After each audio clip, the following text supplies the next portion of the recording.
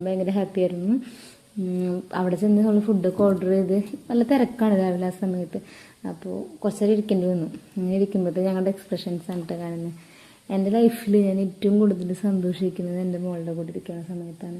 അവളുടെ ചെറിയ ചെറിയ സങ്കടങ്ങളായാലും സന്തോഷങ്ങളായാലും എല്ലാതും എനിക്ക് ഭയങ്കര ഇഷ്ടമാണ് ഇരുന്ന് ആസ്വദിക്കാനായിട്ട്.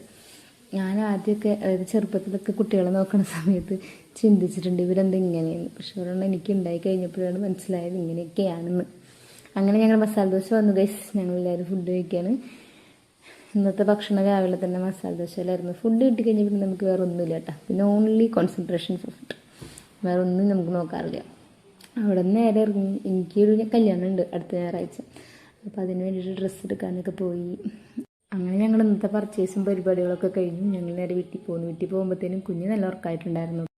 ഇന്നത്തെ നമ്മുടെ വീഡിയോ ഇഷ്ടപ്പെട്ടായിരുന്നു എന്നുണ്ടെങ്കിൽ ലൈക്ക് ചെയ്ത് സബ്സ്ക്രൈബ് ചെയ്ത് കൂടെ കൂടിയോളൂ കേട്ടോ. ടാറ്റാ.